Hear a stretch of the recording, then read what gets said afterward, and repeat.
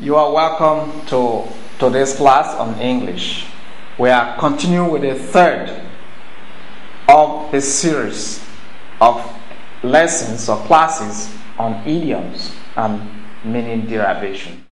Now, let's have some questions explained and also get the answers explained. We'll look at question number 1 now.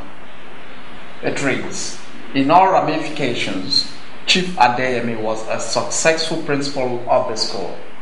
In all ramifications, Chief Adeyemi was a successful principal of the school. Now, this question is based on meaning derivation. Now, what does this mean? Now, we take the options one after the other and see. Option A, he was partly a failure and partly a success. Now, does this qualify as the answer? No, it cannot. Now, remember that we're told that in all ramifications, Chief Adeyemi was a successful principal. So it's like saying he was totally successful. If he was totally successful, then partly a failure negates the meaning in the given sentence. So option A cannot go. We want to now move on to option B. We are taking option B. Everyone admitted that he was largely successful during his tenure. Everyone admitted that he was largely successful during his tenure. Can this qualify as the answer? Well, look at it again. We are told that in all ramifications, Chief Adeyemi was successful, a successful principal. Now, look at it. That sentence doesn't tell us everyone admitted. It is from all angles considered. And this can be only the view of the speaker, not everyone's view. And so, if it's not everyone's view, therefore means that everyone admitted negates what the sentence says. Of course, it can also mean everyone views it like that, but we're not told in the sentence. So, to say that is giving more information than needed. Now again, we are told the use of largely successful. Largely successful means that some aspect is not successful. In some aspect, it may be small now because we say largely successful. But because you are removing that small bit, then in all ramifications, that is successful in all ramifications, is negated. So we can see from 2 points, option B is out. Now let's take option C. He was not totally successful in his school.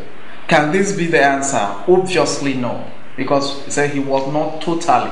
And the sentence implies that Chief Adeyemi was totally successful because it states, in all ramifications, Chief Adeyemi was a successful principal. So we can also eliminate C. Now we'll take D. His tenure witnessed a huge success. Now take that sentence. Now, of course, this sentence has not told us whether it was total. But if something is total, then obviously it's huge. It is monumental. It is large. Now, if you say in all ramifications, Chief Adeyemi was a successful principal of the school, it means his tenure witnessed a huge success. That covers or is within the spectrum of meaning of total success. So you can see that D is the answer to question number 1. Question number 2. I couldn't buy the biscuit because of the hold-up in the supermarket. I couldn't buy the biscuit because of the hold-up in the supermarket. Now we'll take the options. A. The shop had not opened. B. The attendant was slow. C. Armed robbers were there. And D. There was nobody to attend to me. Now what is the answer? For us to get the answer, we need to look at the meaning of this phrasal verb. It's actually a phrasal verb. You know, phrasal verbs are idiomatic. Now, what is the meaning? There are about 3 meanings of the phrasal verb hold up. Or let's say 2. Now, one meaning is delay. The second meaning is to rob something using the threat of force or violence. So the second meaning is robbery. Now look at the sentence and see which will be the answer now. Look at the sentence again reads, I couldn't buy the biscuit because of a holdup in the supermarket. So it's either because of the robbery in the supermarket or because of the delay in the supermarket. Those are the possible two meanings here. Now we'll look at A. The shop had not opened. The shop had not opened. Now that cannot be the answer. Why? Because we're already told that I couldn't buy the biscuit because of the holdup, meaning that there were some activities going on in the supermarket. So to say that the shop had not opened will be wrong. So A is out. Now let's look at B. The attendant was slow. Now, could that be the answer? Remember that one of the meanings of hold up is delay. But if you look at it, delay doesn't come from the person carrying out the activities. Alright? Doesn't call for it. Even if it was slow, the sense here that the delay will be so much. The delay will be so much. And remember that slowness from the angle of the attendant may not necessarily cause delay if the buyer is the only person in the shop. It may not cause much delay. So B does not really qualify as the answer, but it could be a possible answer if we don't have a better option. So let's leave that. Let's move to D. There was nobody to attend to me. That obviously is not what is said by the meaning of the phrasal verb hold up. So we take option C now. Armed robbers were there. So obviously by the meaning of the phrasal verb hold up, one of the meanings is robbery. Shows that he couldn't buy the biscuit because there were armed robbers in the supermarket. So he had to turn away. Our answer therefore to question number 2 is C. Did you follow that? Question number 3, it reads, you could have heard the sound if you weren't asleep. You could have heard the sound if you weren't asleep.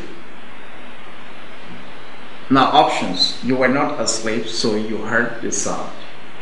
Okay, we'll have the words here. B, you were asleep, so you did not hear the sound. C, you heard the sound though you were asleep. Then D, you did not hear the sound though you were not asleep. What is the answer? This question is on meaning derivation. What meaning comes out from the sentence you could have heard the sound if you weren't asleep? Now let's look at option A. Option A states you were not asleep, so you heard the sound. But the sentence said if you weren't asleep. If you weren't asleep means you were asleep. So option A telling us that you were not asleep makes it wrong. It's opposite to what is stated in the sentence. Now let's look at option C. You heard the sound though you were asleep. Alright. Of course, the person was asleep, but you could have heard the sound means the person didn't hear the sound.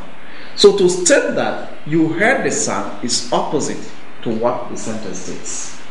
Now take option D. You did not hear the sound, though you were not asleep. Again, this is wrong because if you weren't asleep means the person was asleep. So to say though you were not asleep is wrong.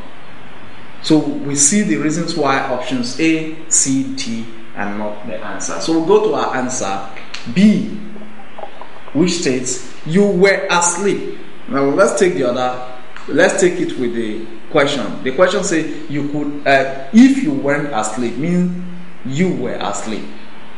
So to say you were asleep is correct. Now, so you did not hear the sound. Now, the sentence says you could have heard the sound, meaning you didn't hear the sound. So to say you did not hear the sound is correct. So the sentence you were asleep, so you did not hear the sound. You did not hear the sound is our correct answer. Question 4. Musa will not do the job well because he has an itching palm. Musa will not do the job well because he has an itching palm. Now, the options are: he has rashes on his palm. B. He's always looking for something to touch. C. He's always ready to accept bribe. And D. He's always tapping people on the back. Now, what does it mean to have an itching palm? Yes, there seems to be no reference material telling us this itching palm. But now, we have the idiom itching feet in the dictionary, which means that a person who is always traveling. So if we take our bearing from that, we can get our answer. Now, first again, we must also remember that idioms usually are not literal. They don't impute literal meaning. So we use that also as a backup. Now, option A, he has rashes on his palm. That is sounding too literal. So the person has, because of the rashes, the hand itches the person. That will be too literal. We can therefore eliminate A. Now, he's always looking for something to touch. That again, although not that literal, but that's not the meaning. Somebody who is always wanting to touch things, that may not qualify as the answer. So we take D. He's always tapping people on the back. That is almost like B. He's always looking for something to touch, and this time it has to be a human back. So these ones, if you look at them, they can be the answer. So I will look at C. He's always ready to accept bribe. So the hand's always itching for it, itching for that. Now, in usage, we have people who have been using this idiom. If you look at the context under which it is used, you will accept C as the answer. Question number 5. Emeka was always conspicuous by his absence when it came to attending lectures. Emeka was always conspicuous by his absence when it came to attending lectures. Now the options are that Emeka always attended lectures made him conspicuous at school. B. Emeka's absence from lectures was all too glaring. And C. We have it was obvious that Emeka was not present at lectures. And then we'll have D. What made Emeka conspicuous was his occasional absence from school. Now, look at the question again. Emeka was always conspicuous by his absence when it came to attending lectures. We'll take the option A and see how that matches the question. Now, that Emeka always attended lectures made him conspicuous at school. Now, there are claims by this sentence now that that means Emeka always attended lecture. Is that said in the sentence? Emeka was always conspicuous by his absence when it came to attending lectures. So Emeka was not always attending lectures, because we say by his absence. So it means he missed some classes, if not all, but at least some classes. So that means that A cannot be correct. Now we'll look at option C. Option C, it was obvious that Emeka was not present at lectures.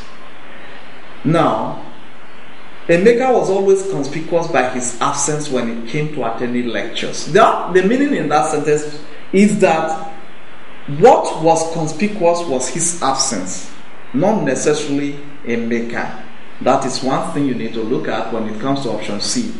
Then the sentence does not tell us that Emeka was not present at lectures. This option C means that Emeka was not attending lectures at all.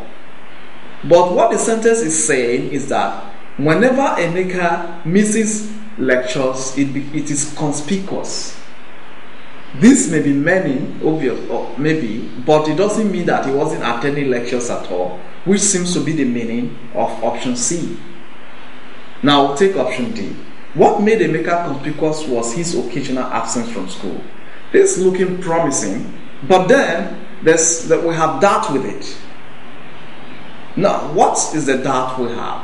We say, what made Emeka conspicuous? The meaning here is too much on Emeka, as if it was Emeka that was conspicuous. Remember, I said earlier that sentence means that his absence was the fact that Emeka was absent was obvious, not necessarily that Emeka was conspicuous literally. No, whenever he missed class, people became aware. So to say that Emeka was conspicuous, and what made him to be conspicuous was his occasional absence from school, is wrong. And the fact that people say occasional absence, what we have in that sentence seems to be that Emeka had this habit of being absent. So based on that, we can say D is hard. Now we'll look at option B. Emeka's absence from lectures was all too blaring. This means that whenever Emeka was absent, people became aware quite easily. And so option B qualifies as the answer to number 5.